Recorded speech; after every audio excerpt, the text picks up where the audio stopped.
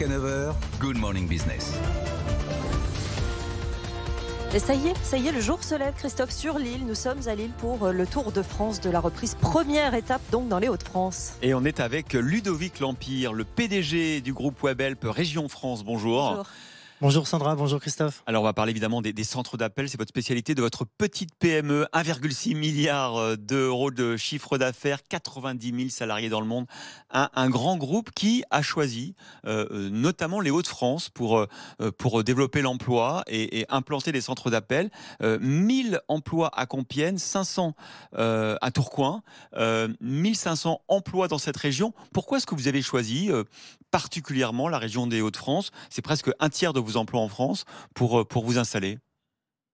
Tout d'abord parce qu'on est sur un marché qui est en pleine croissance. Et donc qui dit pleine croissance dit une obligation d'avoir les bonnes ressources aux bons endroits. Quelques métriques peut-être sur notre marché. Il y a un marché mondial qui est à 75 milliards d'euros. Ouais. La relation client, sur la relation client, centre d'appel, mais c'est bien plus large évidemment. Hein. On a trois grandes activités. Une première activité de conseil.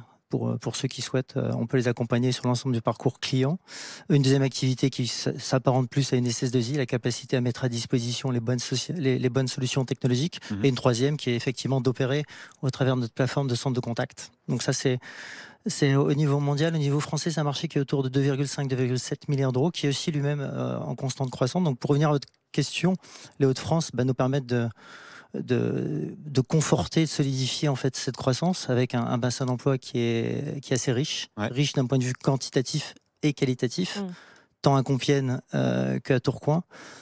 Tourcoing, par exemple, nous avons ouvert fin 2018. On ambitionnait d'être autour de 150, 200 collaborateurs. Aujourd'hui, nous sommes 400. Nous ambitionnons encore de continuer de grandir avec une croissance de 150 à 200 collaborateurs sur les 2 prochaines années. Et alors, est-ce que c'est une tendance des entreprises aujourd'hui, justement, d'externaliser cette relation client? Avant, elles le faisaient elles-mêmes. C'est particulièrement aujourd'hui. Vous avez 20 ans d'existence. Comment ça a évolué sur ces 20 années? Ça continue d'être le cas. Aujourd'hui, il y a des solutions internes et des solutions externes. L'externalisation, par contre, est quelque part dans une phase constante de croissance. Parce que c'est un métier qui aujourd'hui est reconnu pour ses spécificités, ses particularités et le fait qu'il faut une expertise. Donc ça, c'est un trend qui est pour nous positif.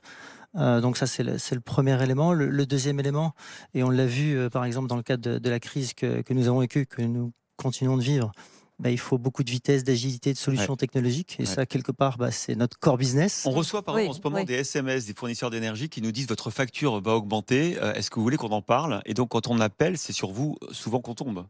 Notamment. Notamment. Pas seulement. On peut tomber sur des centres internes ou des centres externes. On peut tomber chez Webhelp ou chez nos confrères. Donc ça, oui.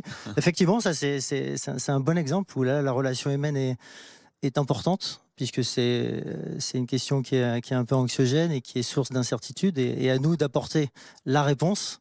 En ce moment, elle est difficile parce que le prix fluctue tous les jours, donc à nous de nous adapter, à nos collaborateurs de s'adapter tous les jours. Alors, est-ce que c'est un métier qui est aussi impacté par la transformation numérique, l'intelligence artificielle? On parle beaucoup des chatbots. Vous avez aujourd'hui 90 000 salariés, essentiellement, j'imagine, dans les centres d'appel. Est-ce que ça va continuer de progresser, le capital humain, ou est-ce qu'on va être remplacé, ils vont être remplacés en partie par des robots et l'intelligence artificielle pour répondre aux clients? Plusieurs éléments de réponse là-dessus. Aujourd'hui, c'est déjà le cas. Aujourd'hui, on a à peu près 5% de nos activités qui sont automatisées sur des tâches dites simples. Ça va continuer. D'ici 4-5 ans, l'ordre de grandeur sera 30 à 35%. Ah, quand même. Néanmoins, il y a quand même 2 facteurs qui sont importants de rappeler. Le premier, c'est qu'il y a beaucoup d'interactions aujourd'hui entre une marque et ses clients et les consommateurs. Il y en aura de plus en plus. De plus en plus, la digitalisation engendre beaucoup de tâches.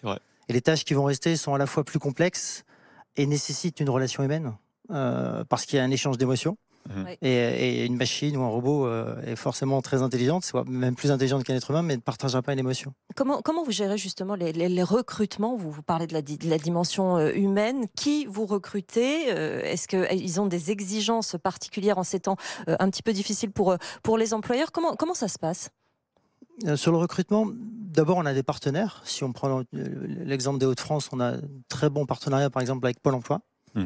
qui nous permet en fait déjà de faire une première sélection. Et ça attire le centre d'appel?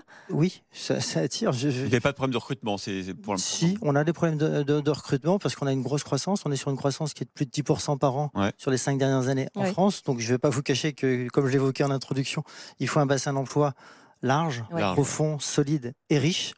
Ce qui pour nous permet de faire la sélection qu'on évoquait. Donc on a des partenaires et après on a des cellules de recrutement spécifiques. Une fois qu'on a fait ce recrutement, on apporte un complément de formation qui est nécessaire sur 2 aspects. Le premier sur le métier, le deuxième sur le produit de notre client. Et après une formation continue parce que notre métier évolue et parce que les produits de nos clients évoluent constamment aussi. Merci beaucoup Ludovic L'Empire, PDG du groupe Webhelp Région France, d'avoir été avec nous ce matin. Je rappelle quand même 1500 emplois dans la région, notamment Compiègne et Tourcoing, et vous continuez de recruter. Et on va continuer de recruter 300 collaborateurs au minimum sur la région des Hauts-de-France et 600 à 700 collaborateurs au niveau de la France. Merci beaucoup d'avoir été avec nous. On continue évidemment cette tournée de l'entrepreneuriat et de l'énergie dans cette région des Hauts-de-France avec notre première étape du Tour de France de la reprise. Nous sommes donc à Lille en direct.